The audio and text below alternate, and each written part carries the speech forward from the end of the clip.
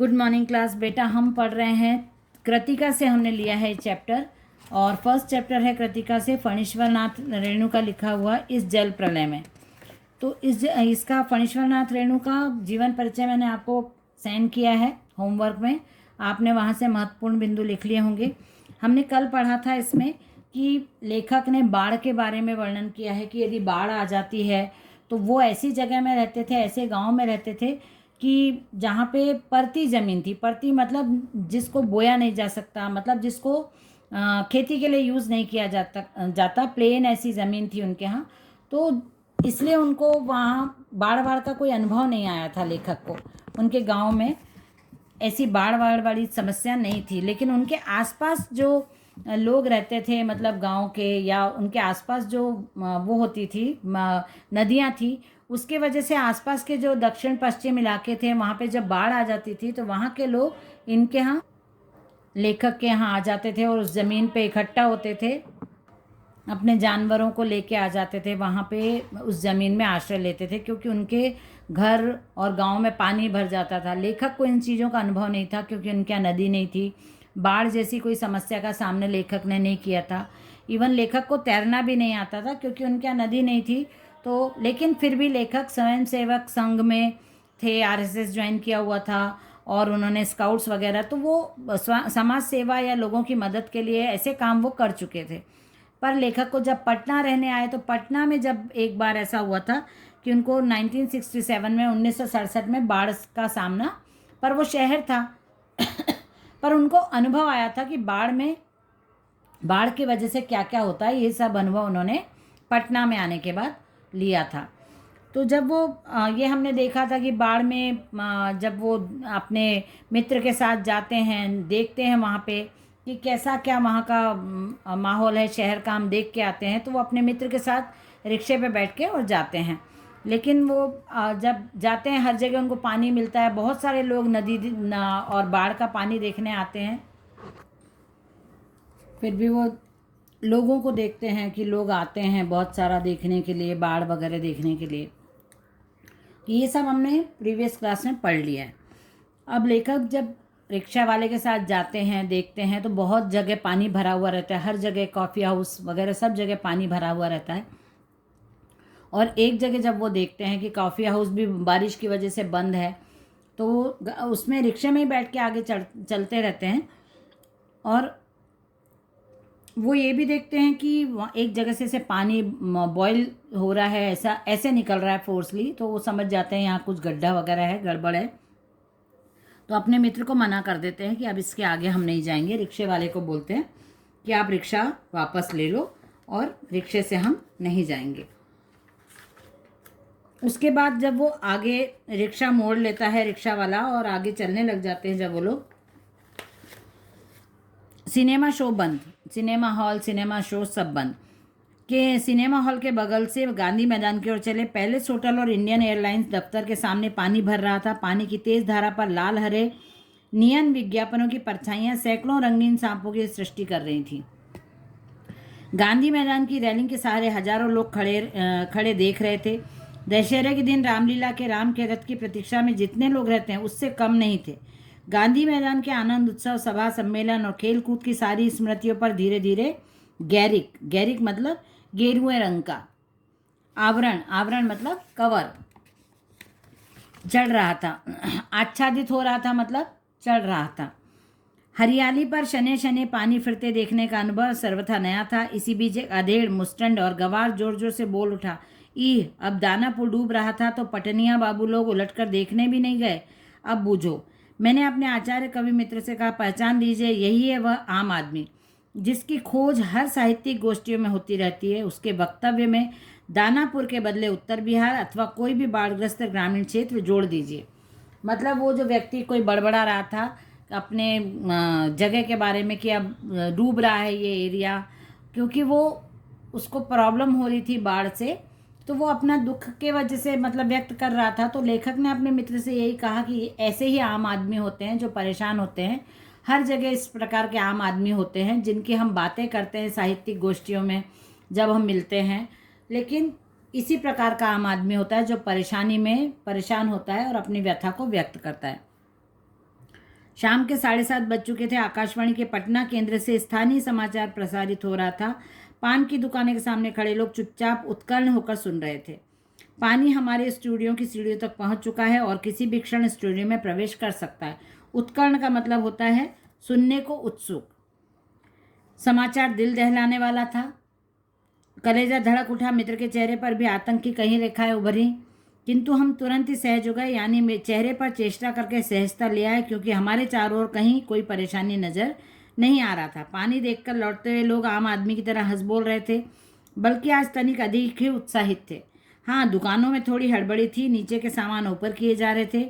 Rickshaw, टमटम, truck और tempo. टमटम मतलब जो घोड़े की तांगा जिसको बोलते हैं ना, घोड़ा गाड़ी रहती है, उसको टमटम बोलते हैं। ट्रक और टेम्पो पर सामान लादे जा रहे थे। खरीद बिक्री बंद हो चुकी थी। पान वालों की बिक्री अचानक बढ़ गई थी। आसन्न संकट से कोई प्राणी आतंकित नहीं दिख रहा था। आसन्न मतलब पास आया हुआ संकट। तो ऐसे कोई बहुत डरे हुए लोग नहीं थे, सब अपनी अपनी सुरक्षा में लगे थे। दुकान वाले नीचे से सामान ऊपर कर रहे थे। जो नीचे नीचे का एरिया था वो उसमें कुछ प्रॉब्लम ना हो, उसके वजह से कोई सामान खराब ना हो, तो ये जो दुकान वाले थे ये ध्यान दे रहे थे। बाकी सब कुछ लोग आनंदित थे। बारिश पानी में घूम रहे थे, बाढ़ का पानी देखने जा रहे थे, एक दूसरे से मिल रहे थे। बहुत ज़्यादा डरे हुए, आतंकित या ऐसे घबराए हुए नहीं थे लोग। तो ये हमने अभी पढ़ लिया है। आप लोगों ने आज क्लास में ये भी पूछा कि हम निबंध को कैसे लिख सकते हैं, निबंध को लिखना कैसे, क्योंकि अभी तक तो आप लोग निबंध आपको दे दिया जाता था लिखा हुआ, वो आप कॉपी में उतार लेते थे। लेकिन मैं चाहती हूँ कि आप अपने आप निबंध लिखना सीखो। जो पॉइंट्स हैं उनको आपको डिस्क्राइब करना, पॉइंट्स को डिटेल करना आपको आना चाहिए। तो एक निबंध मैं आपको आज समझाती हूँ, वो है खेलों का महत्व। ठीक है, खेलों का महत्व। सबसे पहले आप देखो खेलों का महत्व। ये यदि हमने टॉपिक लिया तो इसके पॉइंट्स कितने हो सकते हैं और उनको आपको कैसे लिखना है। तो सबसे पहला पॉइंट आता है प्रस्तावना। प्रस्तावना में आप क्या लिखोगे? इंट्रोडक्शन, खेल क्या है, खेल क्यों ज़रूरी हैं, या आप क्या खेल खेलते हो, वो भी आप इंट्रोडक्शन में लिख सकते हो। फिर आपको लिखना है खेलों का महत्व। तो खेलों का महत्व आपके जीवन में क्या है, खेल क्यों ज़रूरी हैं, खेल से हमारी शारीरिक और मानसिक स्वस्थता हमको मिलती है, हम मानसिक रूप से भी स्वस्थ होते हैं, हम अपने मित्रों के साथ खेलते हैं, बाहर जाते हैं तो मन प्रसन्न होता है, हमारी बॉडी मजबूत होती है, एक तरह का व्यायाम होता है ये हमारा।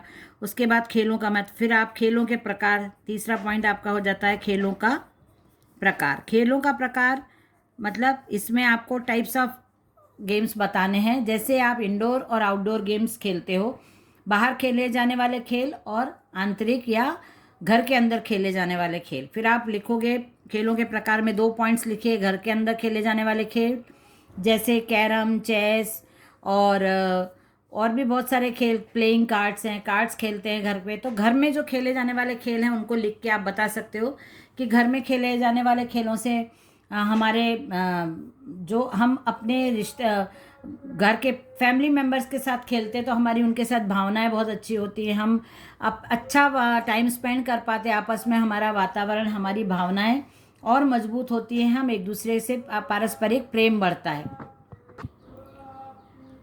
और जब बाहर खेलने जाने वाले जो खेल हैं उसमें आप लिख सकते हो हॉकी है, फुटबॉल है, क्रिकेट है। और बाहर खेले जाने वाले खेल हम अपने मित्रों के साथ खेलते हैं, तो मित्रों के साथ खेलने में हमारी मित्रता की भावना बढ़ती है और हम नए नए खेल सीखते हैं, हमारा शारीरिक व्यायाम होता है, हम शारीरिक तौर पे मजबूत होते हैं। बहुत सारे खेलों बहुत सारे बेनिफिट्स हैं बाहर आउटडोर गेम्स के भी। तो आउटडोर गेम्स के नाम भी लिखना और उसका फ़ायदा भी बताना है। फिर नेक्स्ट आपका आ जाएगा खेलों से लाभ। खेलों से लाभ, तो आप खेल खेलते हो तो क्या क्या होता है और खेलों से क्या लाभ मिलता है। उसके बाद सबसे लास्ट पॉइंट आप लिखोगे उपसंहार। उपसंहार मतलब कंक्लूज़न। तो कंक्लूज़न में भी आप वही लिखोगे कि खेल हमारे जीवन का हिस्सा है और हमको खेल खेलना चाहिए। खेल खेलने से हम आजकल तो ये भी हो गया, आप ये भी बता सकते हो खेलों से लाभ में आप ये बता सकते हो कि हम कैरियर भी बना सकते हैं। आजकल हमारी गवर्नमेंट हमको इतनी सुविधा देती है खेलों में और हम बहुत सारे नए नए गेम्स सीखते हैं और भारतीय मतलब क्या बोलते हैं, नेशनल और इंटरनेशनल लेवल पे हम अपने देश को रिप्रेजेंट कर सकते हैं, देश का नाम ऊंचा कर सकते हैं, हम अपना कैरियर बना सकते हैं खेलों में। तो खेल के लाभ में आप ये ले सकते हो, और उपसंहार में आप बता सकते हो कि खेल क्यों ज़रूरी है ना।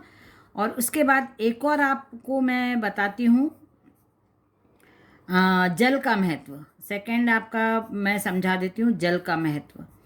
तो जल का महत्व में प्रस्तावना आप सबसे पहले लोगे। प्रस्तावना में जल क्यों ज़रूरी है, जल क्या है आपके लिए, है ना। जल तो हमारा जीवन है, जल को प्राण बोला गया है।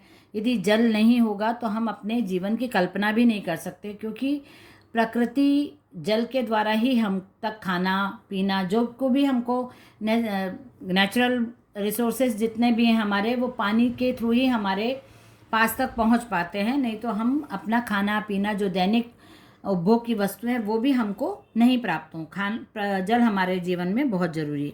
उसके बाद जल प्राप्ति के साधन। जल प्राप्ति के साधन मतलब सोर्स ऑफ वाटर। जल प्राप्ति के साधन में आप बता सकते हो कि मेन सोर्स तो आपका क्या है, रेन है। उसके बाद नदी है, तालाब है, कुएं हैं, और नदियों में शहरों में पानी कहाँ से आता है, कैसे आता है, ये सब जल प्राप्ति के साधन। तीसरा आप जल प्राप्ति के साधन, और तीसरा आप पॉइंट बता सकते हो जल के संरक्षण के लिए, जल का जो दुरुपयोग हो रहा है, जल संरक्षण और स्वच्छता के उपाय, ऐसा आप बता सकते हो। यह जल की कमी से होने वाली समस्याएं पहले आप बताओ। जल की कमी से समस्या, यदि जल नहीं होगा तो आपको क्या क्या प्रॉब्लम्स फेस करनी पड़ेंगी जल की कमी, क्योंकि जल तो हमारे दैनिक जीवन का ही हिस्सा है। और यदि जल नहीं होगा तो पानी नहीं होगा तो आपके जीवन में कितनी प्रॉब्लम्स आएंगी, वो आपको यहाँ लिखना। उसके बाद हम लिखेंगे जल को सुरक्षित और स्वच्छ रखने के उपाय, और उसके बाद लिखेंगे उपसंहार। उपसंहार में वही आ जाएगा कि आपको जल के लिए क्या करना चाहिए, जल क्यों ज़रूरी है। और जल को सुरक्षित रखने के उपाय में आपको ये लिखना है कि आप जल को कैसे बचा सकते हो, साफ़ कैसे कर सकते हो, और उसके लिए क्या क्या काम कर सकते हो। और मैं आपको और भी ये टॉपिक्स क्लियर करती जाऊंगी नेक्स्ट क्लास में। ओके, चलिए बाय एवरीवन।